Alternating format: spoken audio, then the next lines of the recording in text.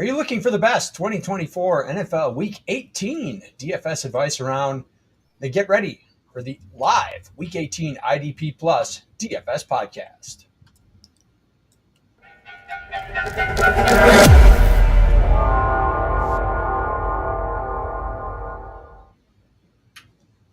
Welcome in, everybody. It is Week 18. Your fantasy championships are over, so everybody playing the DFS. I'm Joel Wirth. That is my buddy Jameson Hutchison back in the chair. Jameson, how you doing this week? Doing good.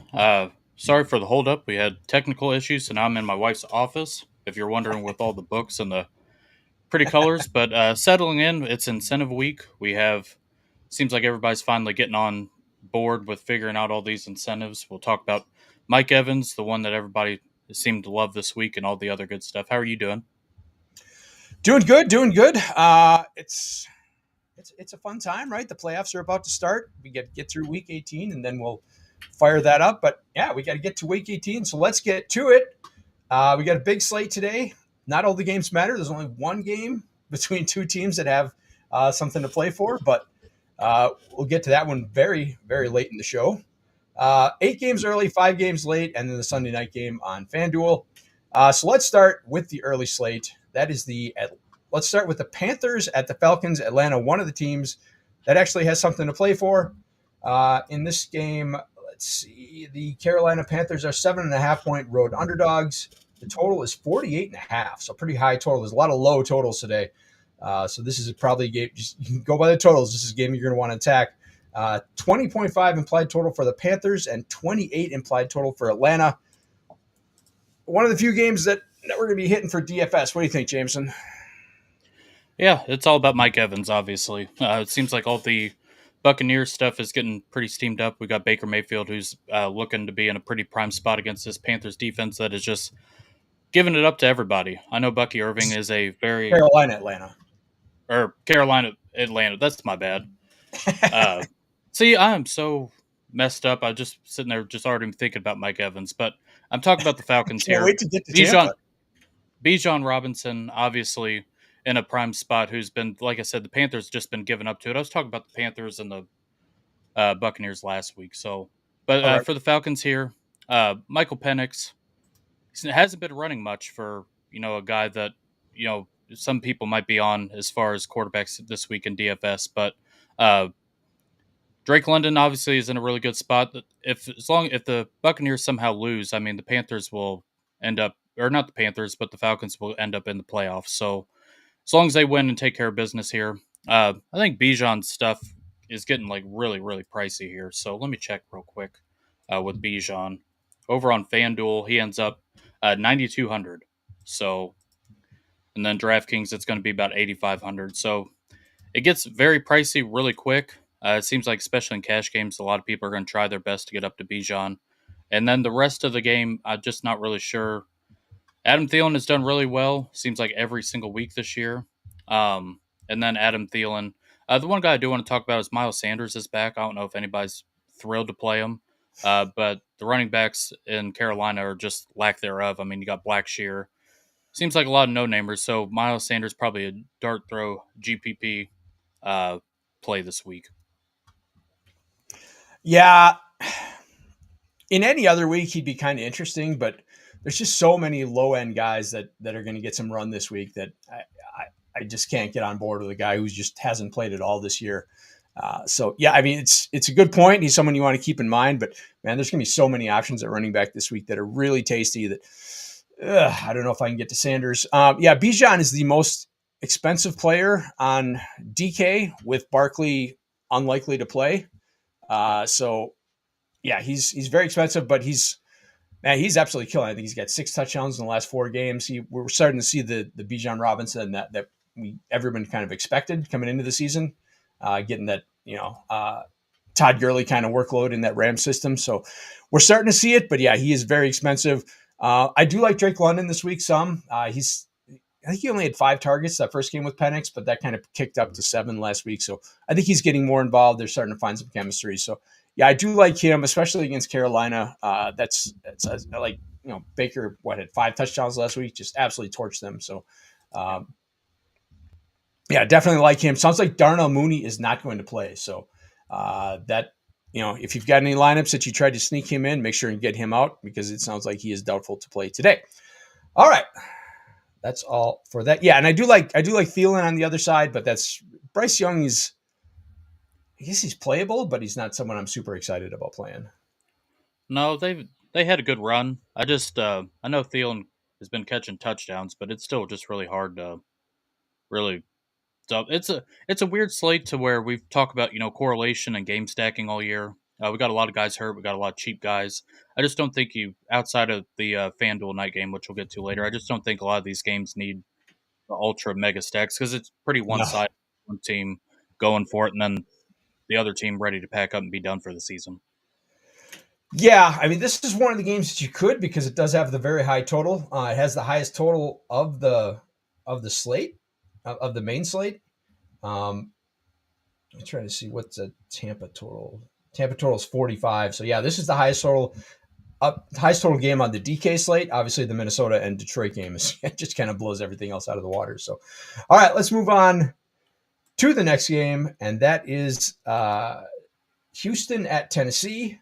So the Texans going to rest their guys, it sounds like, and Tennessee just playing up the string in this one. 36.5 point total, so this one's pretty gross. Houston is actually a 1.5 point road underdog in this one since they're benching everyone. 17.5 is their implied total. Tennessee with a 19 point total. Sounds like Tony Pollard is going to play, but man, with the total that low, this is not a game that I want to be really hitting that hard in DFS. No, especially with the Texans, they just look lost in the sauce at this point. I will say, talking about incentives, both if Tajay Spears out, I think Tony Pollard is a lot of fun. He's got incentives. Uh, Calvin Ridley is also another guy. There's some coach speak this week, whether you want to buy into it or not. Trying to help some of these guys out. It doesn't help when Will Levis is the quarterback. It said that they might be It does splitting not. time between him and Rudolph. So even if the incentive there, you got to have a quarterback that can kind of get there. It just this game's really ugly. And as far as the Titan stuff, like I think I'm open to Tony Pollard. I want to check his price real quick because we got some cheaper guys, we got some backups. 6,700 on FanDuel, and then over on DraftKings, he ends up 62 on 6,200. DK. Yep. Yeah, so I'm kind of in on Tony Pollard. The rest of it, like I've done enough Calvin Ridley this year. I just can't do it anymore. There's a lot of stuff I can do. Calvin Ridley is just not clicking that button is not one I can do. And then the Texans side, I just don't have much of anything there. That team, even with the backups, I mean that offense just broken.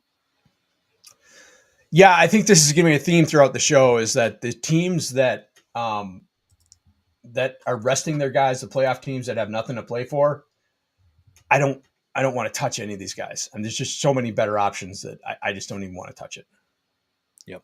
No, I totally get it. Like I said, it's slate. If you have done your research and done all your info and stuff, this slate is great for you. And for a lot of people who are just trying to find enough players to fit a lineup that you can actually fit, gets pretty tough pretty quick. So I just like I've tried to look at some Houston stuff. I just cannot do it. There is no I don't even know who's playing for them, to be honest. you get like Damian Pierce. Xavier Trying to think. Hutchinson. Yeah, just no thanks. I've got better fish to fry Yeah. than those. Yeah. Who's playing quarterback for them? Are they going to, I don't even know. I don't care. So it's all good. All right. Couple friends checking out the show. Our buddy JJ Wenner, Happy New Year. We appreciate you as always checking out the show. JJ, one of the best human beings you will ever find on the planet. So love him. Thanks for checking out the show as always. Jose Rodriguez, got a start sit question. If you got start sit questions, if you're one of those sickos who plays in week 18, bring him on, man. We'll talk him up. One wide receiver, one flex, one running back. Juwan Jennings, Jalen McMillan, Isaac Guerrero, Brees Hall, Michael Carter, and J.K. Dobbins. It's kind of goofy. I think Juwan Jennings is going for 1,000 yards. Yep, Debo Samuel's out. George Kittle is questionably questionable. So, and you get the astronaut at quarterback who we'll talk about here in a little bit. I think he's interesting. I think Garendo's going to get ran to the ground today. He's like the I agree. Kyle Shanahan last man on earth. So I'm going to lock in Garendo there. Uh, Brees Hall. We'll talk about the Jets. I almost said Packers. That's how off I am trying to move stuff around. But uh, I think it's going to be a Devontae week. We'll get to that in a little bit. So I'm a little iffy on him, even though I believe it was last year they just totally ran him into the ground randomly. Was that? Believe that was last year. They had like a meaningless game, and he was kind of coming off injury, and just like, we're going to beat him into the ground. Carter is fine. I'd rather not play him over these studs. And J.K. Dobbins, I think they're going to try to win today. So Garendo's going to be locked in. I believe. Oh man, I think I'm going to go uh, Dobbins as my flex. I think that they'd rather play Houston than kind of get that later seed. And then I kind of want to lean Juwan Jennings, but I'm kind of scared with uh, the quarterback at Josh Dobbs. So I think, yeah, I'm going to play Jennings. I'll play him and Garendo together. I don't know if that's a good process, but that's where I'm going to go. I'm absolutely playing those two together, and I'm playing McMillan as well. We'll talk about the Chargers. They make me nervous. I mean, yeah, it's kind of a big. Is it really that big a game? Is it going to? Yeah, you'd rather go to Tennessee or you'd rather go to Houston than you would go to Baltimore. But I, especially with Dobbins, just like one game back off the injury, I don't think they're going to run him too hard. I think they'll probably try to get him some and then just put him to bed. So I don't know that they're going to push too hard with him. So I'm not. I don't like the Chargers. Just make me nervous. I could be dead ass wrong on that. Like in best ball, I have no Chargers this week, and I'm very afraid of that. But Yeah. we'll talk about the 49ers. Like Juwan Jennings and Josh Dobbs went to college together. So you get the shower narrative. Uh, Garendo, I agree with you. I think Shanahan's going to run him into the ground today. So yeah, I'm playing both of those guys, and I love Jalen McMillan against the Saints. Saints, the team, we'll talk about them in a little bit. They struggle against slot receivers, and McMillan is basically taking over the slot role from Chris Godwin after his injury. So I'm going with those first three. Jameson likes Dobbins over McMillan, and I get it if you want to shoot for that upside, but I'm just personally really scared of the Chargers and how they're going to play this game. I think that's fair. Just real quick before we get off that question, I know Michael Carter is probably going to get ran into the ground. He's always been more of like a third down back, and it's the Cardinals, so I don't really love it. What are your thoughts on Brees Hall before we get to the game? It's been I kind don't. of. I I'm don't love it, interested in. but I can see it. Yeah, I'm interested in the pass catchers just because it may be like Rodgers has admitted it may be his last game. They've been giving Braylon Allen a lot of run. They've been giving Isaiah Davis a lot of run. I don't think they're going to run Brees Hall very hard in this game, so he's not someone I'm really interested in all because I think they're gonna throw and try and get Rodgers out on a good note, and like they've been rotating those backs pretty hard. So I don't think Brees Hall is going to get a lot of work. So and then Michael Yeah. Carter, yeah, I mean they're giving a lot of work to DJ Dallas. He's not even a full time back. So yeah, he Hall and Carter would be kind of way back of the other four for me. Yeah, I think I tend to agree there. I think a lot of people are going to see Michael Carter and think that he's just got this like prominent role, but I mean, he's like RB4, RB5 on this team with everybody on Right. IR or injured, and it just I know we love volume, but you know, players got to be decent too. And Michael Carter is just he's just not it for me. So, Just the guy. I, yeah, just a guy. So that's all I had on that question. We'll move on to the next game. Right. Oh.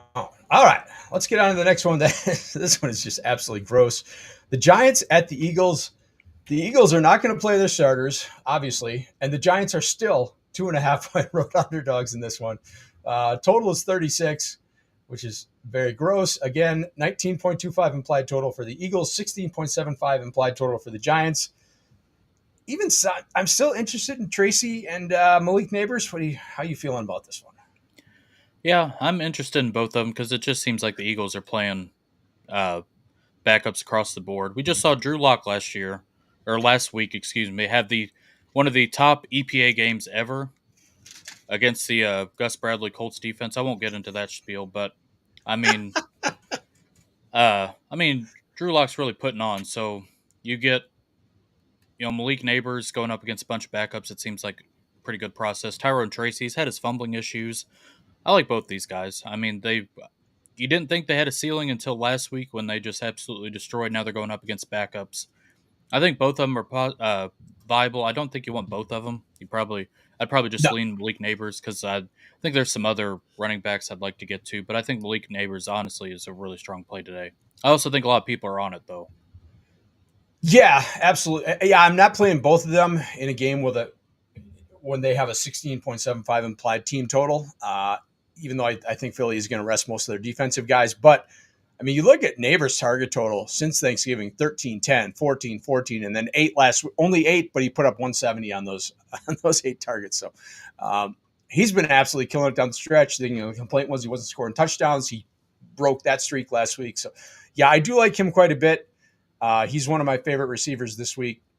And Tracy's certainly in play. But again, you're running into with Tracy, it's would I rather play Tracy or Isaac Arendo? Would I rather play Tracy or Blake Corum when we get to that? Would I rather play Tracy or Bucky Irving, Rico Dowdle? It's like those Gets a little guys are tough. just much more appealing in a fairly similar price range. Tony Pollard, like you mentioned. So yeah, if I'm going anywhere, I'm probably going to the Malik Neighbors side in this game, but Tracy's in play. But that's like there's nobody on the Philly side I'm starting. They're not going to play their starters. I don't care about Jahan Dotson. I don't care about Grant Calcaterra. He's let me down way too many times. They're going to start Tanner McKee at quarterback, who I liked as a prospect coming out, but he hasn't gotten any NFL playing time until last week. So yeah, I'm not touching the Philly side. Would it be awesome if the Giants, who almost basically locked in the number one seed, end up on a 2-game winning streak and just totally knock themselves goofy as far as draft capital goes? Is that not the most That Giants thing to happen? that would be the most Giants thing ever. Yes. So All right, it just let's move on to a game that should be lots of fun for fantasy and for DFS. That is the Jaguars against Jameson's Indianapolis Colts. Jacksonville is a 3.5 point road underdog in this one, 44.5 point total. So pretty good total in this one. 24 implied total for Indianapolis, 20.5 for Jacksonville. Last time these two teams played, they put up 71 points, and Brian Thomas went off. Jameson, 2 weeks ago, you went on an absolutely fantastic Indianapolis Colts rant. They won that game, but then came back and just absolutely shat the bed last week. How are you feeling about the Colts this week? I think they're an embarrassment. I don't know if I've got the rant in me because I've done this all year long. I'm just going to put all the pieces together for Week 18, but um, I think the Colts are going to be coaching because I think Shane Steichen has been an embarrassment the last month. That I do think that they're going to try to win this game. Kind of hard to do that with Joe Flacco, who just turns the ball over like an Arby's turnover at this rate, just handing them out whenever he can.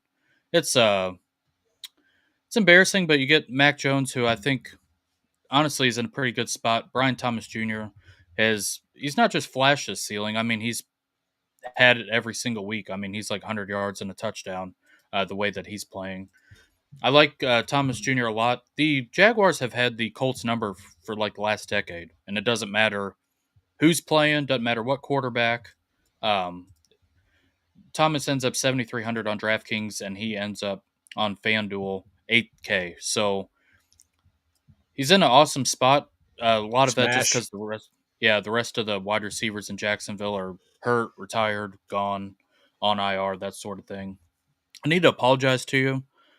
2 weeks ago, you brought up Jonathan Taylor, and I was so pissed off that I just said no. And he had like the game of his life and buried me in a bunch of contests that week. He's in a decent spot if he can hold on to the football. I mean, I know a lot of this team doesn't have the mental makeup of being a strong play, but it just this game's interesting. I like it for the Jags side just because Jags have, for whatever reason, have beaten up on the Colts. Uh, Mac Jones is probably going to look like prime Peyton Manning today.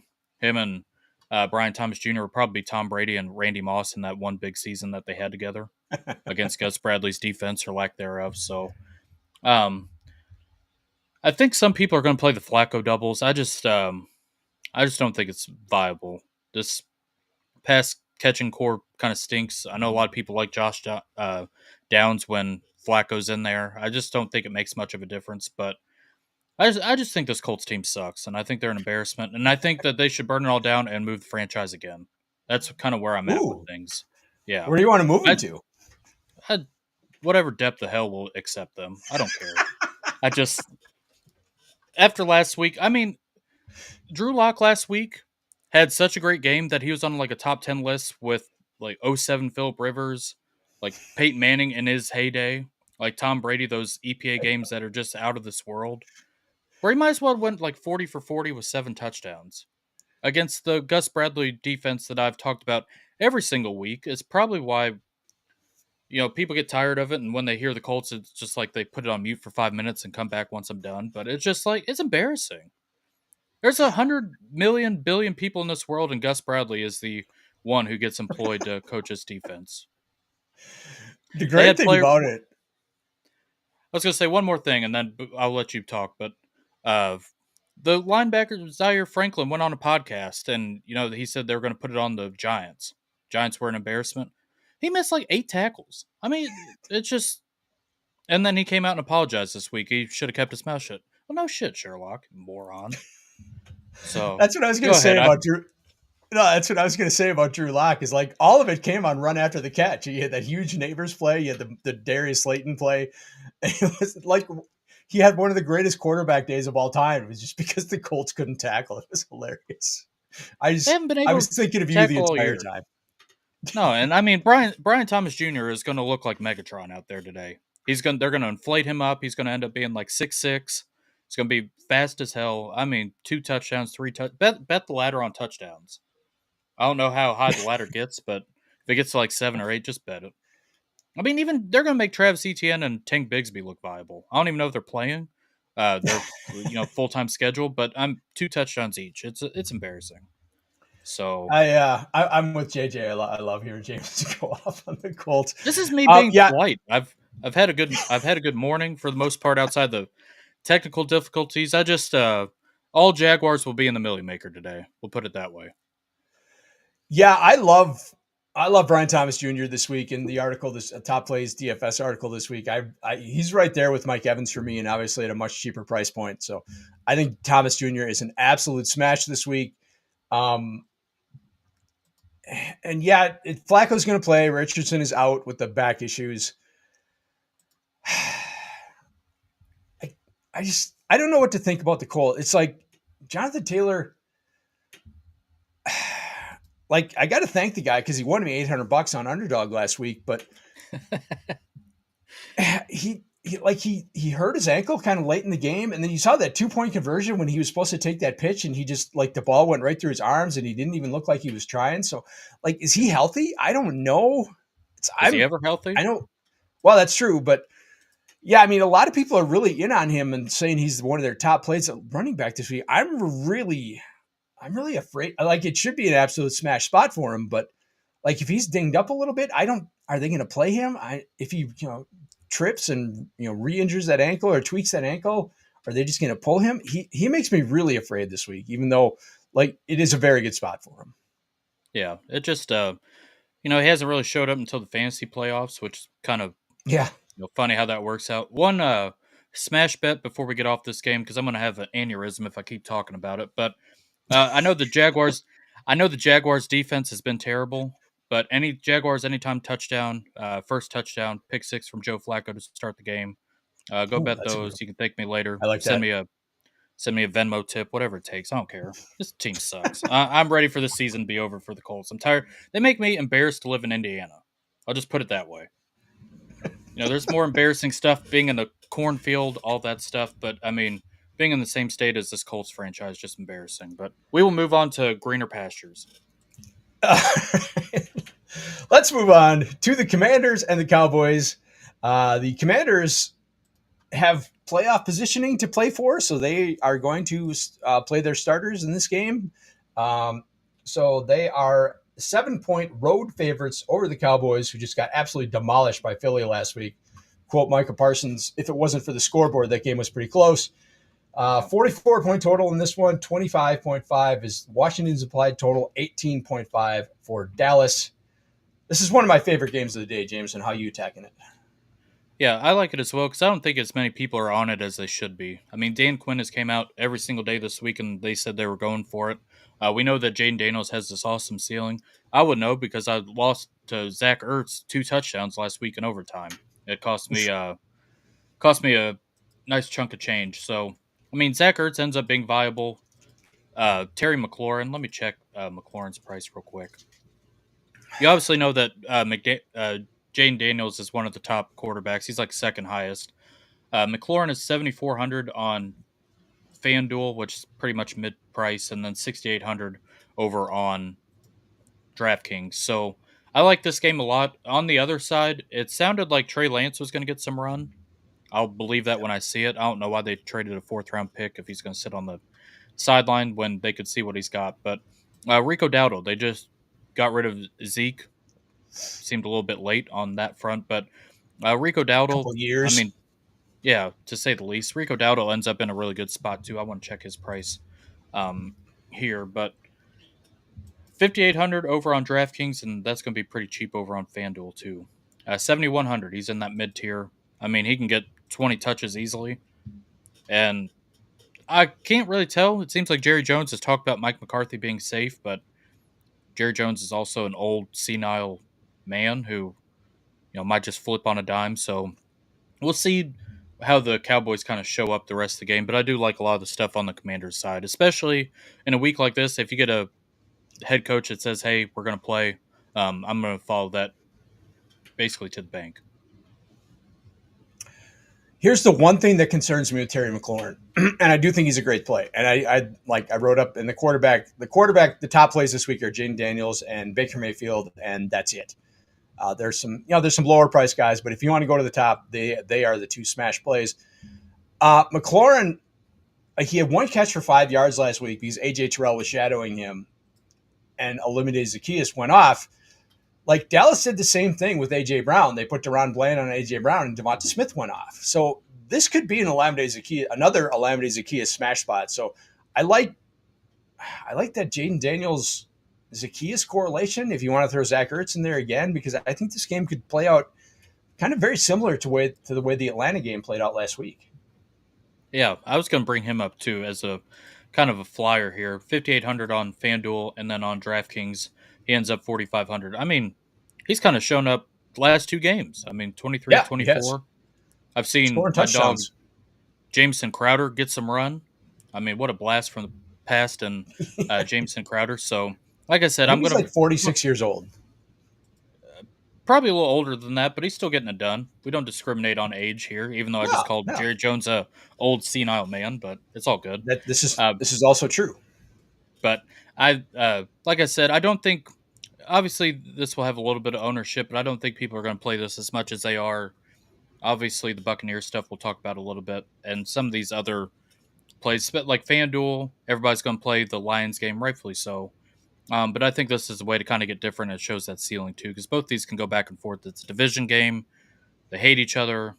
They'll got plenty to play for just because they're on the same field together instead of some of these teams that are kind of giving up. But other than that, do you like any of the pass catchers on Cowboy side at all? No, I like Rico Dowdle, and that's it. Yeah, so I'm in the same boat with you then. Yep. Yeah, and we saw Bijan have a big game against the Commanders last week. So yeah, I like Dowdle quite a bit. He's one of my favorite mid-price plays. No pass catchers. Don't care about Cooper Rush. Don't care about Trey Lance. No interest. But yeah, I like Dallas to keep this game close. I think they can. They kind of, like you said, it's a rivalry game. They're McCarthy's coaching for his job. They're not going to lay down. It's a home game for them. So yeah, I like Dowdle quite a bit, and then I love Jaden Daniels as if you want to pay up for quarterback, and you can this week because there's going to be so many low priced options. I like Daniels. I like Zacchaeus. I like Zach Ertz a little bit. I'd much rather pay up for the top tight ends, but yeah. So this game, quite a few players that I like in this one, but so yeah, one of the few games this week that I like quite a bit. All right, let's move on to the most important game of the day. That is the Chicago Bears at the Green Bay Packers. Pull up the line here. There we go. Chicago is a 9.5-point road underdog. The total is 41 in this game. So Green Bay's implied total is 25.25. 15.75 for the Bears, who absolutely look like they quit. Was it last Thursday when they played their last game against Seattle? That 6-3 stellar performance that put everyone to sleep on. Was it the day after Christmas? I think. Yep, big barn burner. Yeah, absolutely. I don't know how the Packers are going to play this game. Obviously, they have seeding to play for. They don't want to have to play Philly in the first round. So if that game hinges on Washington, if Washington has the seat right now. So if they win, it doesn't matter. I don't think they're going to play Josh Jacobs a lot. I think they're going to want to rest him, if not make him inactive, because Emmanuel Wilson's been doing pretty well. I don't think they're going to play Jordan Love a lot. I think they may get some Malik Willis run in this end. Really hard for me to trust the Packers in this one. How are you feeling about it? Well, I kind of did my research and came to the same conclusion. I can't really figure it out. I'm assuming they're going to rest players. Seems like Matt LaFleur's MO, but like I've tried to look on it, and I mean, I don't necessarily want to play Philly, and they're playing, at the basically the same time. So I'm sure somebody in the crowd will have a phone like, "Hey, Washington's up, Exactly. Washington's down." I Right. agree with you that I don't think Josh Jacobs is in play. This Bears side, I don't think anybody's going to play him, and we've seen the ceiling for Caleb Williams. You just can't watch the games because they're brutal. But I don't think I'm going to play anything from this game. I'm kind of interested in the Packers' backup running back. Just if they get him, I don't think Malik Willis is viable just because you don't know how much he's going to No, play. no, no. Love's But going to I play at mean, if least a half. yeah, but if we got some nectar from the gods that said that Jordan Love's going to play like a series and be out, I'd be much in on Malik Willis and his Oh, rushing yeah. ability. But I don't think that's going to happen. It just Packers haven't really given us much to chew on this week. And then, like I said, for the Bears, I hope it gets better for Caleb Williams because what we've seen this year has been brutal as far as his pocket awareness. He, looks like David Carr out there at this point, just getting Goldberg speared on every single play. We've seen the ceiling for some of these Bears pass catchers like Keenan Allen, DJ Moore. I've tried to play every single week this year, and then the one week I don't play them, they're probably going to be viable, just especially if Right. Packers sit. So I do want to throw that out there. I wouldn't do the full on game stack because I've just been burned, but I think one of those guys, probably Keenan Allen.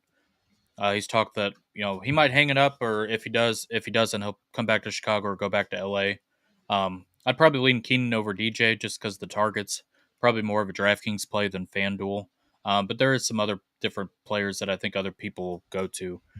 I'm not going to play much of this game. Like I said, I'm kind of interested throwing a dart at the Packers' backup running back because I don't think Josh Jacobs going to play.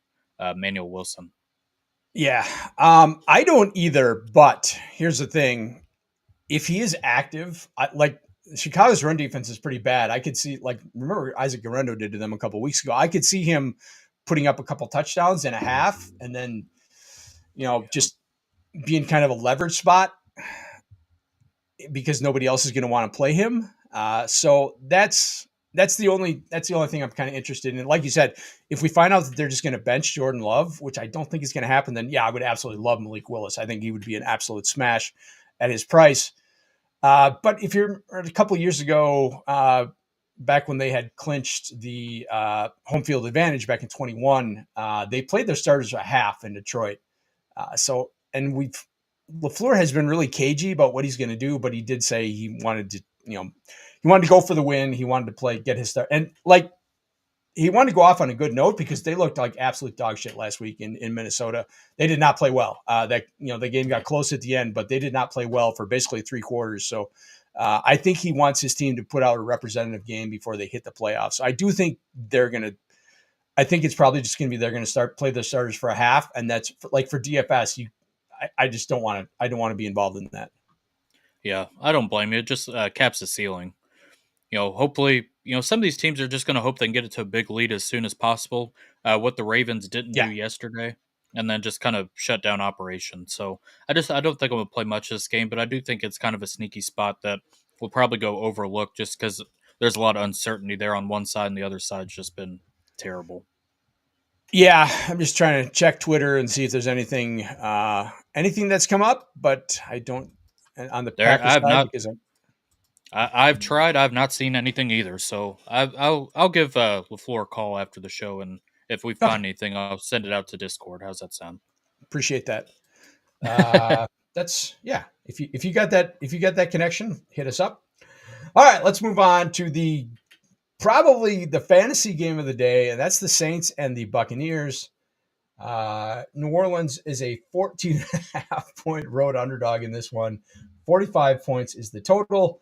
Tampa with a 29.75 implied total. That is the highest of the main non-Sunday night slate, and then 15.25 for the Saints. Obviously, Tampa clinches a playoff spot with a win. Mike Evans needs 80 some yards for 1,000. He's in play. One of the top receiver plays of the day. Love Jalen McMillan, like we talked about. Bucky Irving's in play. Baker Mayfield's in play. How you parsing this one out? It's getting to the point that everybody's on it where I kind of want to go elsewhere. I know that sounds like goofy process, but Mike Evans is going to be well over 50% owned. And I get it. Like, what happens if he just gets to his, what he needs, and then they kind of shut down operation against the Saints, who aren't going to punch back? The one guy I'm interested in and kind of getting some leverage off the rest of this stuff is Rachaad White. I Yep. know everybody's excited to play Bucky Irving, but I don't think they want to run these guys into the ground. Like, I know there are incentives there, especially for Mike Evans, the 1,000-yard season, all that stuff. But I mean, they're gonna, as long as they win, they're gonna have a playoff game next week. So I don't really At home. Yep. see, yeah.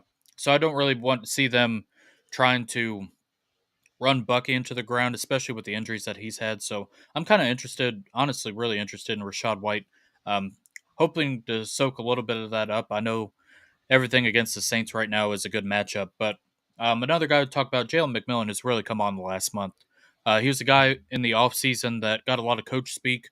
Started off really slow with how Chris Godwin was kind of hitting the hammer, and then he got hurt. They had Kate Otten show for a little bit, but I mean, Jalen McMillan the last couple weeks has really shown out in a time that we have needed him the most. So I know you talked about him earlier, being 6,100 on FanDuel and then on DraftKings 5,100. I think he's viable. Obviously, Mike Evans will be most of the discussion this week. Mike Evans ends up being one of the. I mean, the props are juiced up. It's getting to a point when everybody's on it. Like, if something were to happen to Mike Evans, like, you have such an advantage over the field that I've gotten to the point where I'd like to lean that way. And that's nothing against Mike Evans, but 8K on DraftKings and then over on FanDuel 8,900. I mean, over two guys who are going to go back and forth for something on the line. I like Mike Evans. If you're playing cash, he's probably going to be in there. In Yeah. tournaments, I'm honestly just gotten to a point where the ownership's so much, I'd just rather go elsewhere. As bad as that is, say he's good play. I'm not telling you guys anything that you don't already know. I just trying to win. If everybody shows up to the dance with Mike Evans, how are you going to win? Yeah, I think you kind of nailed that. I think in cash I think he's a must start because they're going to force feed him, the ball until he gets that 1,000 yards, and then they're probably going to shut him down. And if McMillan gets those touchdowns, if like Payne Durham got a touchdown last week, if Bucky gets those, if he doesn't get the touchdowns, he's not going to win you a tournament. So yeah, for cash, I think he's a smash play. But yeah, for tournaments, I'm with you. I think he's going to be so heavily owned that I think I don't think it's such a bad idea to pivot. And like I said, I love Brian Thomas Jr. this week. I mean, that's not. I'm not I don't think isolating it's that myself far. there. I A don't lot think of it's that people far do, off. but yeah, but I think Brian Thomas may have a higher ceiling than Mike Evans does. So yeah, for tournaments, and plus he's almost $1,000 less. So I think I would rather play like a Thomas or a Neighbors in a tournament than Evans, who, like I said, I think he's got a very safe floor, but I don't know. Like he could absolutely explode, right? He could get 3 touchdowns. He could just absolutely smash the slate. That's entirely in play, but like you said, I think they're just going to force him. I think they'll force him the ball, get him his 1,000 yards, and then probably shut him down and get ready for the playoffs next week. Yeah, and just I'll hit on the running back prices real quick. But Baker Mayfield is higher than Sam Darnold and Jared Goff, two guys who are going to play Yeah, on that's Sunday weird. Night Football, and they're going to go all out. I mean, Bo Nix is, they're playing to win, going up against backups. Kyler, who I think stinks, but I mean, I think he's in a good spot. Geno Smith, we'll talk about in a little bit. There's a lot of quarterback options that are cheaper than Baker Mayfield. And even Aaron Rodgers, it would not surprise me at all if Aaron Rodgers does like the blast from the past thing, one last rodeo, let everybody know his dominance. I don't know if he takes a special type of shroom today or what to get there, but it wouldn't surprise me. It wouldn't surprise me at all. So I just these guys are going to get steamed up. Bucky Irving ends up 7,900 on FanDuel and then on DraftKings 7,700. So I mean, it's not necessarily cheap. Like I said, they're going to have a home playoff game. I don't think they want to run these guys into the ground. So I know everybody's going to play them. They're all in good spots. Just saw the Baker double get there last week against Carolina, but um, I think I've gotten to the point. I think I'm going to go elsewhere, even though I know they're good spots. That is absolutely fair. So let's move on to the final game of the early slate. And one of the grosser games of the day, we have the Bills and the Patriots game with that neither team wants to win, or at least Buffalo doesn't care about winning, and New England actively doesn't want to win because they want to hold on to that number one draft position. So 36.5 point total in this one. Buffalo's a 3.5 point road favorite, even though they're going to rest everybody. Their implied total is 20. New England's is 16.5. Jameson, I don't want any part of a game that neither team wants to win. That's all I'm going to say. I don't either. You get Josh Allen, who's going to play a series probably, and then He may play one snap. I mean, I think they want to get him in just to keep the start streak intact, but he may get one snap and just sit down. he'll do like a kneel down. Right? Joe Milton. The only reason why I'm going to comment this, I saw him at the combine. I don't think he's very good, but he's very fun to watch. Like he's got a Yeah. deep ball. He could probably throw like 250 yards. I mean, it is kind of wild to see in person. Just the effort. Other than that, I've got nothing on this game. Yep. I kind of hope Gerard Mayo gets canned so we can get a really cool head coach to pair with Drake May, but that's comments outside DFS. I don't think there's anything here, and I mean, you're digging in the depths of hell to try to figure out something. So I just got better games. Yeah, it's just, I mean, to me, it's just like straight up, I do not want to play anyone in a game that neither team wants to win, that neither team actively wants to win. So this is a complete stay away from me. I don't want any part of it. Yep. So that's our analysis. I think it's very fair. The Yep. one, I mean, the Bills are already running 3 running backs with Johnson, Ray Davis, James Cook. I mean, how many more backups can they bring up to actually end up getting viable snaps? Because all 3 of those guys are end up like totally in play. So, I can't Yeah, I'm figure it not out. But touching Cook because I think they're going to want to. So yeah, maybe Ray Davis, maybe I don't think they're going to play Johnson because I think he plays too important a role. So maybe they just want to give Ray Davis a bunch of run in this game and let him pad his rookie numbers. I don't know. I mean that's stretching it, but that would be the only thing that even interests me a little bit in this game. I mean, it's Mitch Trubisky, for God's sake. yeah, I'm good. We can move on. I think we probably talked about this game too much as is. Probably. I mean, it's 36.5, and I would smash the under in that. So, all right, before we get on to the late slate, let's talk about our partnership with Expedia. It is playoff season, and you know that means a trip to see your favorite team on the road. With Expedia, you get the best prices when traveling, and we are thrilled for our partnership with them.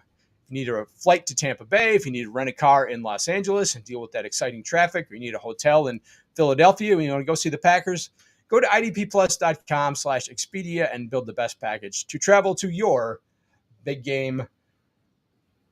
All right, let's move on to the late slate and the game that just absolutely terrifies me, the Los Angeles Chargers and the Las Vegas Raiders.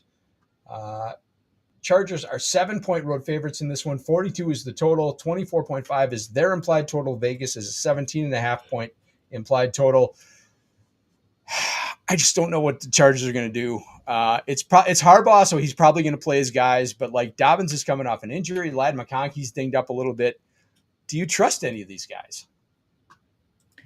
I'm not sure if I trust it, but I'm going to play it. Okay. I think it makes a lot of sense for them to try to win and play Houston instead of getting the other matchup. So you get Herbert. I mean, this Raiders defense has been really bad all year too, so it makes it easier. Herbert's 5,900. McConkey, and this is on DK, 6,900. I mean, those guys are in smash spots. I want to see what they did against the Raiders earlier this year. 15 points from That was McConkey. week 1. Yeah, All the way so back in if week that, 1. I mean, for a rookie, if that says anything, it sets up really well. I'm not sure if they. I mean, Kamani Vidal's been really bad, but J.K. Dobbins has been banged up, and I'm sure they'd like to establish it in the postseason and probably not run him into the ground. So I'd be a little scared there. On the other side, Jacoby Myers got some incentives. I think he ends up being an interesting kind of. I don't know if it's necessarily a punt wide receiver, but on On DraftKings, he's 5,700, and then on FanDuel, he's going to be in the 6K range, so 6,600. And then we'll have the talk about Brock Bowers. It's basically McBride or Bowers. I like Bowers this week better than McBride, but they are both at the top end on FanDuel and at DraftKings. Yeah, I love Bowers this week. Tight end is absolutely gross. Once you get south of Bowers and McBride, I wrote them up in the article this week. Bowers needs 9 catches to break Zach Ertz's record for tight end receptions in the season. So I think they're going to absolutely try and force that. So yeah, I love that volume, that volume floor that he's going to have. And he's a little bit, I think he's cheaper. He's $100 cheaper than McBride on FanDuel. And let's see, he's $100 more expensive than McBride on DK. So yeah, he's my favorite tight end play of the week. You mentioned Jacoby Myers. I think he's kind of in play. I'm not touching Alexander Madison. Don't care. If Amiradula was playing, I'd be interested in him because he looked pretty good last week. But yeah, it's Bowers or nothing. Basically, Bowers or nothing for me on the Vegas side. And then right now, I'm fading the Chargers, but that's going to give me nightmares until about 7:00 tonight. Yeah. The other thing about that is the problem with Herbert is like if they get to a lead, they might just shut him down too because he's been hurt too. This offensive line has been really shaky for what it's been. I know the Raiders don't have their horses on defense, but they've kind of shown the ceiling. I don't want to say Herbert's a really good quarterback, but the Greg Roman offense kind of has a cap ceiling compared to some of these guys. But I don't think anybody's going on it because everybody's scared. So that's kind of the way I'm going to play it, and just kind of hope that they get out to like an early lead. So I think it makes sense for them to go for it just for the seeding implications, get a better matchup in the playoffs. Yeah, I agree. Got a question from Bib. Looking for the best option, 3,100 or less for the 1 p.m. games.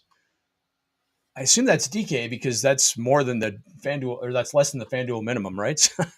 Yep. So I assume that's on DK. We will just we will looking go at the dumpster price. diving. Yeah, Curtis Samuel maybe because I think he's going to play, and with the we just talked, I don't want to play anyone in that game, but because they're probably going to rest Cooper, they're probably going to rest Coleman, they're probably going to rest Khalil Shakir. I think he could get some volume, and he's a guy you can count on for touches if he's like the lead guy. He can get some handoffs, so he would be in play, assuming he plays. Maybe McCaffrey if the Cowboys are going to focus on shutting down Luke McCaffrey, obviously, if the Cowboys are going to focus on shutting down Terry McLaurin. And then you could go to Calcaterra if you want, because I think obviously they're not going to bring Goddard back this week. So I think he would be probably the Eagles' top receiver. Yeah, it's I'm looking through some of this. We are going to try to find one for you. I think those are pretty viable. It is you get Luke Musgrave in here. I don't know if that'd be like a double tight end play. I kind of like that because it seems like they're going to play a little bit, and the rest of these guys. We're Felipe Franks. Good God, we are in a certain dimension that I'm just not really aware of. The only other thing I would. What about Terrell Shavers in Buffalo? Scored a touchdown last week. Yeah, I think a lot of people are going to be. I shouldn't say a lot of people. I think some people are on that. Okay. I think it's viable. The one other thing I was going to point to, if you get some coach speak news on Rams backups, getting one of these wide receivers, if any of them have any playing time with Jimmy G, Tyler Johnson. Yeah, what's his price? I don't even know. 3K. Okay, yeah, so I like 3K. That. Tyler Johnson might be a guy, so we'll give you a couple of them. I really think that's it. Like, you're probably makes sense to play double tight end, hope for a touchdown. Tyler Johnson, and then the other guys that we mentioned. Just kind of pick through a couple of those, get some info, and see if there's one that you like better than the other. Hopefully that helps you a little bit. But no offense, 3,100, not a lot to work with, pal. Just yeah. I mean, full respect. I mean, if you're willing to take that zero and just go for it with those other positions, I like that. I've certainly done that in the past and just say, okay, I'll just take a zero at that one spot and just go for it with the other, 8 positions or whatever. But yeah, I mean, you're basically just hoping for a touchdown at that point. And yeah, there's it's week 18. You're going to get some wacky touchdowns from some players you probably never heard of, but it's just, Yeah. it's an absolute dart throw. So, Yeah. And one last yeah, thing. happy to help. Uh, Peyton Hendershot, I think is going to get a little bit of run Yeah, for KC today as well. So there's another one for you. 2,500. that's a good one. Yeah, do they obviously they're going to rest Kelsey, but do they also want to rest Noah Gray? He's been a pretty important part of their lineup lately. So, yeah, I think that's a good call as well. So get Carson Wentz throwing him the ball. I mean, you can't watch the game while you're cheering these guys on, but just look at the No, box score at the end, and no. hopefully it gets there. So hopefully we gave you a couple. Hopefully that helps for you. Appreciate you tuning in. Yeah, absolutely. Let's move on to the next game. That is the 49ers and the Cardinals. San Francisco is a 5-point road underdog. Did I do that right? That's crazy. 42 and a half, I guess. 40 Dobbs is playing quarterback. So 42 and a half point total in this one. So 18.75 implied total for the 49ers, 23.75 implied total for the Cardinals. Jameson, I love the Niners in this game. So talk me off that ledge. I don't want to talk you off of it, but we do have the astronaut at quarterback. It's very exciting. We got Josh Downs, or Dobbs, not Downs. 4K on DraftKings. So I mean, and then over on FanDuel, he's 6K. We saw him have some absolute ceiling games, and we have some guys with injuries. So no Debo. I'm waiting on George Kittle news. I have not seen anything. I would assume he don't Yeah. play. So you get Juwan Jennings probably as like the lone wolf here. And then on the other side, Kyler's got some rushing incentives. So it he ends up being viable. I think we're going to have a couple people play him. Let's see. If I can type Jennings correctly, I'll tell you his price. There we go. 6,800 on FanDuel, and then on DraftKings he ends up 5,800. I think he's in a really good spot today. One guy I want to talk about is Isaac Guerendo. I loved him coming out of Louisville. He has shown like some home run ability. This Cardinals defense stinks, and I think that Kyle Shanahan is going to run him into the ground today. So Guerendo's going to be one of my top plays. 5,900 on DraftKings, and then over on FanDuel, he ends up being 7K. So those guys I like a lot. And then Trey McBride, we talked about, is basically him or Bowers on the other side. But a lot more for the 49ers that I like than I probably should. And it seems like you're in agreement there. Yeah, I just like Josh Dobbs is one of those guys those backup quarterbacks who will come in, have one great game, and then, the defensive coordinators will get some film on him, and then they'll figure out what they got to do to shut him down. But it doesn't matter because it's week 18, right? His season's over after this. So, yeah, I love that play. We talked about the shower narrative. He went to school with Juwan Jennings. Jennings needs the incentives, or needs 78, 80 yards or something to get to 1,000. So, yeah, I wrote him up in the article. I love him at his price point. And I agree with you. I like Guerendo because I think he's going to get all the touches, and I think he could get some pass game volume like he did last week against Detroit.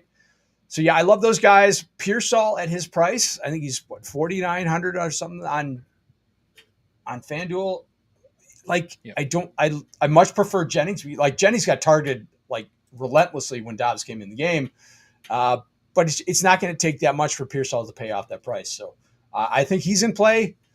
On the Arizona side, yeah, it's McBride, and I think Marvin Harrison's in play. He's starting to get some volume, and his price is kind of starting to reflect that. He's down at 6,700 on FanDuel.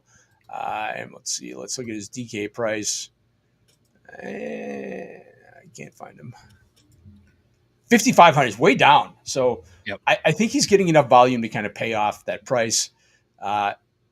I think this game could shoot out. I'm kind of stunned that San Francisco is that big an underdog. It's a revenge game for Josh Dobbs too. Don't forget that. Yeah. So one guy we didn't talk about is Michael Carter, or we talked about him earlier, but just I think so we talked far, about him enough. Yeah, he's fine. He's going to get some play. I don't love it, but it would make sense that Kyler Murray hasn't shown up like all year, and then week 18, nobody's watching, nobody cares anymore. He kind of goes exactly. off. Yep.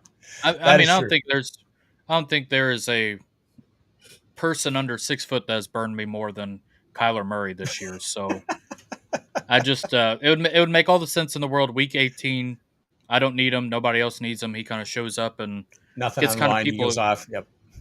gets people excited for next year. But he does have some rushing incentives, which ends up being a big deal. I think it's like 50 yards, and we've seen him kind of scramble here. This game can get kind of goofy. I agree with you, and I think both sides are viable. I think especially the astronaut on DraftKings. I think he ends up. Yeah. We've seen him hit that ceiling, and he pay up for some stuff elsewhere if you want to play Bijan and some of these other play like Mike Evans. It ends up making a lot of sense, and it's really easy to do. So, a lot more plays in this game than there probably should be, but I think it's exciting nonetheless. Yeah, I did write up Dobbs in my article just because if you don't want to pay up for Jennings or if you don't want to pay up for Jaden Daniels or Baker Mayfield, um, like with his rushing upside, he's an absolute smash play at basically min price for a quarterback. So he's going to be in like most of my cash game lineups just because of his price and his. I think this game is going to go over, and I think he's got the rushing upside, he's got the floor, he's got the connection with Juwan Jennings. I think he's a great play this week. Yep.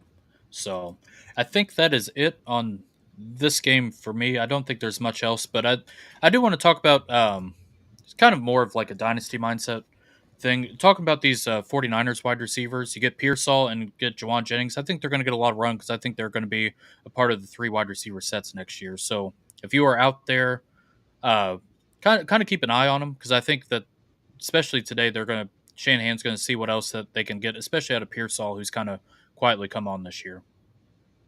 Yeah, and if you look at what the team looks like next year, it's like Debo with his contract is probably not going to be part of the team.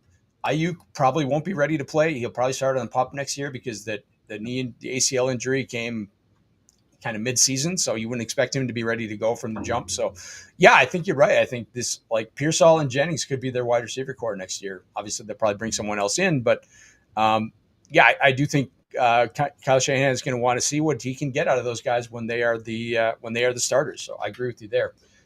Part of why I do like the 49ers quite a bit today. All right, let's move on to our next game. That is Chiefs at the Broncos. Denver obviously playing to clinch a playoff spot. Kansas City running out the string. They have clinched home field advantage, and they will be resting their starters. So Kansas City is an 11-point road dog in this one. The total is 40. So the Chiefs implied total is 14.5 with Carson Wentz. Denver as an 11-point favorite. Their implied total is 25.5. Bo Nixon playing this one. Cortland Sutton playing this one. What are you thinking for the Broncos today? Kind of, they obviously winning in for them going up against Carson Wentz and the backups for the Chiefs. Bo Nix, I kind of like Marvin Mims, especially after what he did last week. I do want to look at his price. I think everybody's going to, I shouldn't say everybody, I think a good portion is going to try to play just Cortland Sutton. But I mean, Marvin Mims, 33 points. He's got a 22-point game. I mean, Sean Payton's like finally, he's talked about him all year and finally is actually doing some stuff with his words. Cortland Sutton ends up being 6,400. And obviously, that's good play. I can't figure out the backfield, so I'm just not going to touch it. Nope. 7,300 on FanDuel for Cortland Sutton. But I think Bo Nix is honestly, it would make a lot of sense. They got to win. They would go all out. He's got the rushing ability. I think a lot of people would rather play like Kyler than Bo Nix. But I mean, 7,800 over on FanDuel and then on DraftKings, he ends up kind of in that same tier. So 6,400. So it makes a lot of sense. I wish I could figure out a running back in this committee. I would say probably McLaughlin, but I don't feel comfortable playing him. But Chiefs side, talk about Hendershot as like a real deep dart throw. That'd probably be a DraftKings play only. Carson Wentz, I guess. I don't know.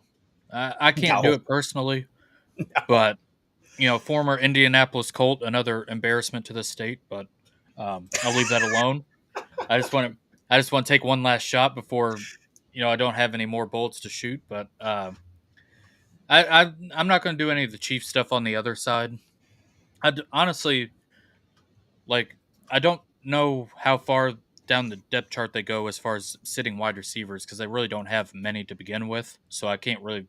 Hendershot would be the backup tight end. That's really all concrete that would be playing as far as pass catchers go for the KC side. Yeah, the only thing on the KC side I'm interested in, also like you said, Hendershot is super cheap. So as a DK play, he's fine. Carson Steele, I'm just going to guess, is probably going to be the de facto Yeah. running back because obviously Pacheco's not going to play.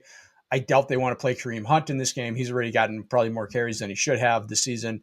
They're probably going to want to save P. Ryan for the playoffs because he's really their down back. So I think Carson Steele is going to be their starter. He's 4,700 on DK, 4,300 on FanDuel. Excuse me. Um, like he could just score a touchdown, get 15 carries, and pay that off. So I think he's kind of in play.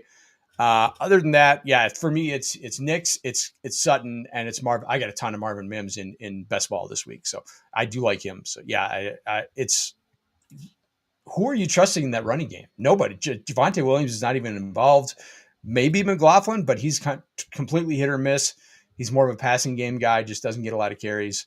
I'm not trusting Audric Estime because he can score a touchdown or he can be zero. So yeah, I'm not touching that backfield. Yeah, it just if you want to do the Broncos onslaught, I think it's fine. I mean, if you want to play Mims and Sutton together, I Yeah, think it's viable. But like the rest of it, I just don't think I can do it. I agree with that. All right, let's move on to our next game, the Seattle Seahawks at the Los Angeles Rams. This game had a chance to be important, but it is not. Rams have clinched the playoff spot. They've clinched the NFC West, and they will be resting their starters. So Seattle is a 7.5 point road favorite in this one. The total is 38.5. So their implied total is 23. The Rams is 15.5. I liked some of the guys on the Seattle side, but for me, this game is all about Blake Corum on the Rams side. Yeah, it's kind of weird because he hasn't really gotten much run at all this year. Like he's gotten a drive or two, and then you get Sean McVay during the week, like, oh, we're going to take the load off Kyron Williams, and then they get like one series in. Blake Corum will play, and then it's like, oh, all right, that's enough. We're going to jam Kyron Williams back in. I don't think I like much of the Ram side. I know that Jimmy G is going to be in. I can't do it. If you want to take a shot on one of these wide receivers that are playing, like a Jordan Whittington, if he's playing, seeing which if he's sitting or not. But honestly, on the other side, I really like the Geno Smith stuff this week. I like DK Metcalf a lot. JSN is obviously been really good, and then you have Zach Charbonnet without Kenneth Walker. I think there's a lot of stuff to like on the Seahawks side, especially if the Rams are sitting starters. Yeah, I like Charbonnet quite a bit. I think Metcalf and JSN both have some incentives, some statistical or contract incentives to hit. So yeah, I like Geno. I like the Seattle side. That's probably why they're favored. But yeah, like Sean McVay said, I can't wait to see what Blake Corum can do in a full-time role. Now, my concern with this would be they're also going to sit a bunch of their offensive linemen. They're probably not going to have any threat in the passing game because they've got Jimmy Garoppolo. So yeah, I could absolutely see Seattle just sitting on the running game and kind of burying Corum. But yeah, I think this is a really good spot for him. And at his price, I think he's a great play. He's basically taking a Kyron Williams role. Yeah, Metcalf is 61 yards away from 1,000, and Geno has like $6 million in incentives today. He's got like 185 yards to unlock like 2 million. He's got to get a win. That's another 2 million. So, I mean, I think Geno's going to push it to make that happen. And obviously, DK Metcalf has got the incentives too, and like you said, JSN's got something else as well. So it makes a lot of sense. Like I honestly, as far as GPPs go, I'm going to play the Geno doubles this week and probably mix in some Zach Charbonnet as well, and hopefully make something happen. But that's kind of one of my locks this week is just leaning into the Seattle stuff. Yeah, I do like that quite a bit. So yeah, I think that game is kind of under the radar. I mean, you look at the over under; it's really low, but I think that game's going to smash that total. So I think that is a place where we can find some DFS goodness today. The final game of the late slate. So the final game for the DK slate is Miami and the Jets. Miami is on the road as a 1-point road underdog, even though they're the team that has the incentives. So 38.5 point total in this one. The Dolphins implied total is 18.75. The Jets is 19.75. No Tua. So again, it's Tyler Huntley. Dolphins can knock out Cincinnati with a win in this one. Anything you like in this game other than maybe the Aaron Rodgers? I think Devontae Adams. I mean, I think him to score a touchdown today is probably a stone cold lock. It just seems like Aaron Rodgers is going to get to, I believe it's 500. I mean, It would make perfect sense. Aaron Rodgers has sucked for like 3 years, and he comes out today and just does like the flash in the past against the Dolphins team that is still alive in the playoff hunt, but they're playing Snoop Dogg Huntley, and the pass catchers haven't been really good to begin with this year. Tyreek's kind of looked old. Jalen Waddle's been really iffy. I mean, made Jonnu Smith look viable, which I shouldn't disrespect him. I like Jonnu Smith, but I mean his run's been kind of wild. On I think it's just Devontae Adams for me. Like, but I'm also bet him like first touchdown, anytime touchdown. It's at plus money. I think that's kind of a smash because they're gonna get if they get to the goal line. I mean, they're just gonna run that Green Bay Packers play that they ran time and time again. Just that connection that Rodgers and Devontae has. So Devontae Adams probably gonna be one of my bigger plays on the day today, and then the rest of it. Like I said, we saw Brees Hall get ran into the ground in a late game. He's last year, 2 years ago. I doubt it. We'll see. I would hate to just jinx myself on that, but the rest of it, I'm not. Snoop Huntley's fine. I don't know, man. I don't want to do it. Rather go elsewhere. 6,700 on FanDuel, and then on DraftKings he ends up 4,800. Probably more viable on DraftKings than he is on FanDuel. Yeah, like I want to like Devon Achane this week, but he's more expensive than Bucky Irving on FanDuel. So I'm not Yeah, doing that. I mean, he's just like their offensive line is so bad. And when you put Tyler Huntley in there and just have no threat of the passing game, he just becomes kind of non-viable. So maybe Jonnu Smith, but like he's not that much cheaper than the elite tight ends. Like he's only $1,000 cheaper than Bowers on FanDuel. So I don't see the path for him to kind of smash and win the week at tight end. So I'd much rather play McBride or Bowers. So not much I like on the Miami side. And then yeah, for the Jets, it's like we talked about earlier. It's Aaron Rodgers because it's probably his last game, and you probably think he's going to go out with one last hurrah. But he was so bad last week. I mean, just absolutely pitiful against Buffalo that I can't trust it. So I'm not playing it. So yeah, Devontae Adams maybe, but uh, yeah, I do not love this game at all. yeah. 70. Let's see, 7K over on DraftKings for Devontae, and then over on FanDuel, if it'll load here, 7,800. So I mean, you are getting in that. You pay $200 to get Brian Thomas Jr. I think Devontae is probably more Yep. of a fun tournament play. Just for those two to kind of play the hits on their way out. Yeah, I feel it, but yeah, I would rather play Devontae in addition to BTJ. I'm not playing him ahead of BTJ today. Yeah, no, I get it. I mean, I'd rather bash my head in the wall than watch the Jets offense, but Agreed. one last week for basically another 8 months outside of playoffs. So I just it just would make a lot of sense. And I'm like I said, talking about betting some of the bets. I just thought Devontae Adams getting plus money to score a touchdown today just seems kind of like free money. I don't want to say that as far as betting advice goes, but it just sometimes narrative is part of analysis, and I just feel like Yep. that's part of it. Exactly. Our buddy IDP Iggy checking in, fellow Packer fan. So go Pack go. Hope you enjoy the game down there in New Mexico today. Appreciate you checking in. Last game of the day, probably potentially the game of the year in Week 18, the Minnesota Vikings at Detroit for the not just the NFC North title, the title, the champion of the best division probably in the history of NFL football, and home field advantage throughout the playoffs in the NFC. 56 and a half point total in this one. Absolutely insane. Vikings 3-point road underdogs, so their implied total is 26.75, 29.75 for Detroit. So much fantasy goodness in this one on the FanDuel. So I wish this game was in play on DK as well. I mean, I normally hate having the Sunday night game to deal with on FanDuel, but I really wish this game was in play on DK this week. Man, this game is going to be an absolute blast for fantasy. What are you thinking? How are you going to attack this on FanDuel? I think I'm just going to attack it through the Minnesota side. There's so many Okay. options that I think, especially for FanDuel, it'd be really stupid with all the other games kind of sucking to not have this. And honestly, if you want to make like 3/4 of your team just this game onslaught, I can see it getting there as well. I know it's going to get really pricey. Sam Darnold against, like, both these defenses give up some stuff, but at the same time could also clamp down. We've had two quarterbacks that have played really well this year, but also in the past have been pretty prone to like crumbling under pressure. I mean, this doesn't get much more pressure than this Sunday Night Football for the one seed for the playoffs here, home field, all that good stuff. So Sam Darnold going up against the Lions defense is kind of where I want to attack it. And if I had to kind of flag playing a guy from this game, it'd be Jordan Addison. So Jordan Addison has been like on an absolute tear the last 30-point game, 38. Last couple games he's kind of gotten there too, catching touchdowns and stuff.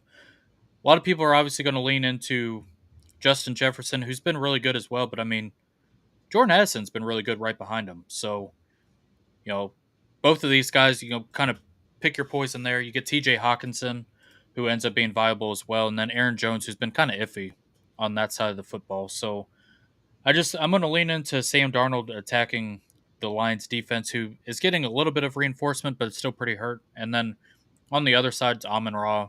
Jameson Williams just had a big week last week. So you're just basically, I think, for this game, you're going to have to pick a side, which one, and really just lean into that. And I'm going to pick Sam Darnold side and lean into that heavy. I think that honestly probably go a little bit under owned compared to the Lions stuff, even though they're playing at home. Yeah, you mentioned Jameson Williams having a big game. Like everybody for Detroit had a big game last night, and that game just absolutely decided fantasy championships left and right. Which I tweeted this when you went back to the start of the season when the schedule came out back in May. We looked at that game and said you're going to have to sweat out this Detroit San Francisco game on Monday night to win a championship in your fantasy league. And it was kind of a crazy way that we got there, but we got there and it happened. Just an absolute shootout between those two teams. Dan Campbell played his starters the entire game. So just absolutely wild stuff there. Just like we said, just fantasy championships I can't tell you how many championships I lost because by point, half point, because of that game. So absolutely crazy. I think Jahmyr Gibbs is kind of mandatory. I don't think I'm playing a FanDuel lineup without, like, he's expensive, but at 8,800 on FanDuel, he's going to be in all my lineups. He's getting too much volume, too many touches.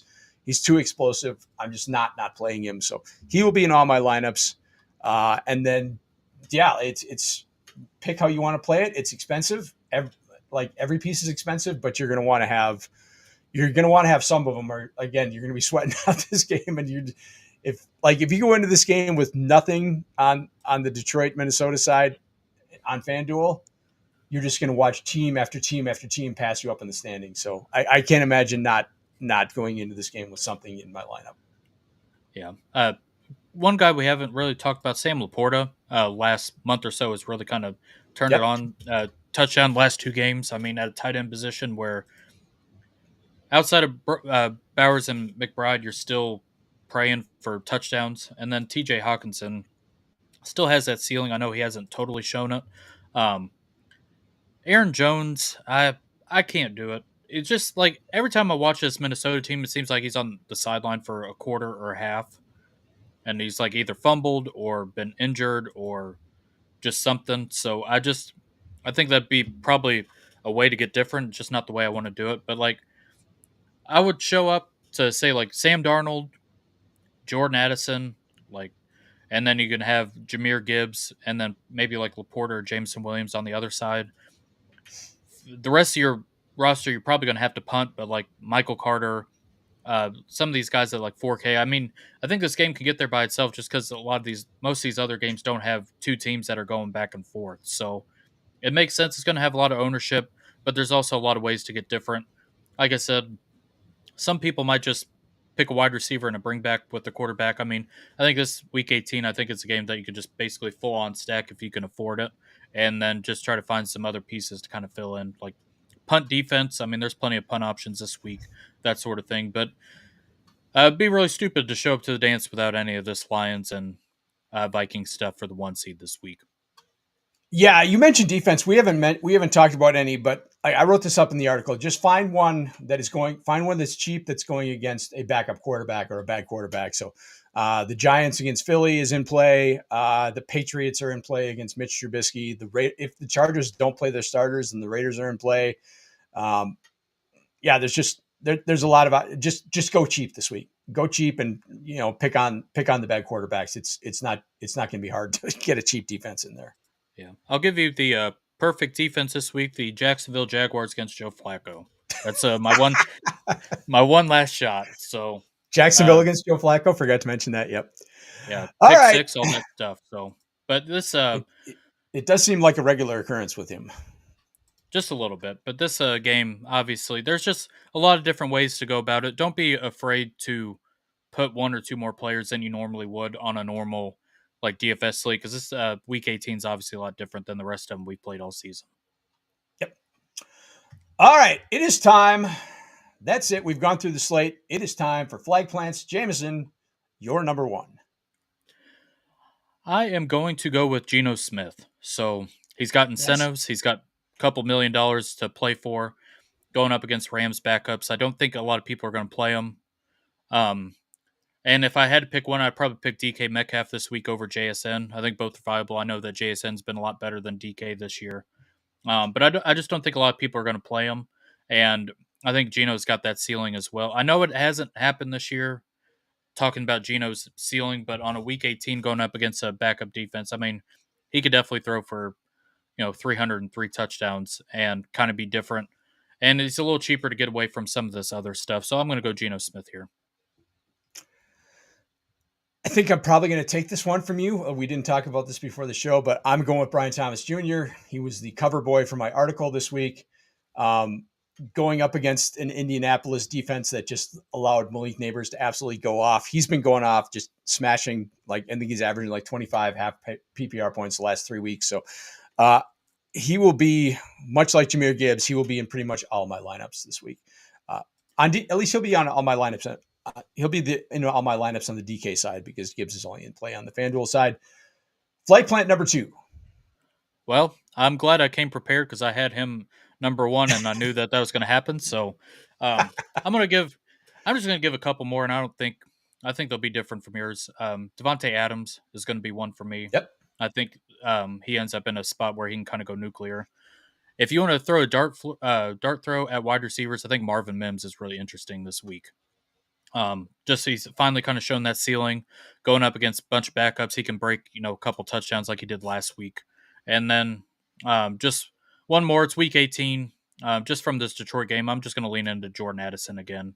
And if I had to pick one guy to kind of flag plant from that game, I'm going to go with that. You don't have to throw 5 because I know I threw that, kind of off the track a little bit. But just it's week 18. Just a couple guys that I've got on my radar that I'm trying to play this week. And hopefully I didn't steal any from you. You're good. You're good. I do like all those guys. I especially like Marvin Mims. Like I said, I got a ton of him in best ball this week. My second one I'm going to go with, and we talked about this earlier, it's Juwan Jennings. I love the shower narrative with Josh Dobbs. We saw Dobbs just relentlessly target him when he came into the game late Monday night after Purdy got hurt. So, and he's at a good price. I like his price is like $6,200 on FanDuel or something like that. So I think he's very affordable, and you can kind of work around him and get him into your lineup with so many other 6,800 on FanDuel, excuse me. You can work him into your lineup with so many other cheap options this week, like Marvin Mims, like Blake Corum, the guys we've talked about. So absolutely love Juwan Jennings. And I love that entire game. I like Garendo, love Josh Dobbs at his price point. I don't know why San Francisco is an underdog in that game, but such as it is. Jameson, before we go, tell everybody what you got going on and where they can find you. I'm over on the Twitter machine and at Blue Sky at Jameson Rules, Jameson Hutchison on Blue Sky. Rider Dynasty is taking a little bit of break, usually on Thursdays, but we'll get into some prospect stuff here in a little bit. Other than that, playoff best ball, I've been really leaning into that. And I just want to thank everybody who's tuned in this year. It means a lot, especially both of us, just the interactions, all that good stuff. So appreciate everybody. There's a lot of places to give your time. To give your time to us on Sunday mornings means a lot, and I really do appreciate it. Yeah, I will echo that. Thank you to everyone. We appreciate you checking in. We appreciate the comments. We appreciate the questions. Appreciate Gary Van Dyke, the IDP tipster, for producing the show and putting everything together, putting all the tweets out there and notifications and stuff. So we appreciate you. We appreciate everyone for checking in. I am at the Joel Wirth on Twitter and the Blue Sky. And you can find my DFS top plays article on IDP Plus. Before we go, one last promo. You can get 20% off any subscription on the site. Just go to idpplus.com/membership, enter the promo code props and get 20% off site wide. Get yourself ready for next season with all the tools, the data, the IDP articles, the subscriber Discord, and the playoff stuff. There's going to be playoff stuff. There's going to be playoff DFS. There will be playoff DFS articles coming from yours truly. So yeah, there's still stuff to look forward to this year. We will be back. At least I will be back. I know you got dad duties. I don't know if you'll be able to make it, but Saturday morning, we're going to have a live DFS show.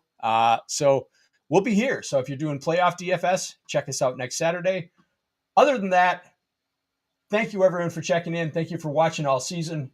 We appreciate you, and we will see you next week for the playoff DFS special. Thank you for watching the IDP Plus YouTube network. If you enjoyed this video, give it a thumbs up and don't forget to subscribe to our channel. Be sure to tap the bell icon to get notified whenever we upload new content.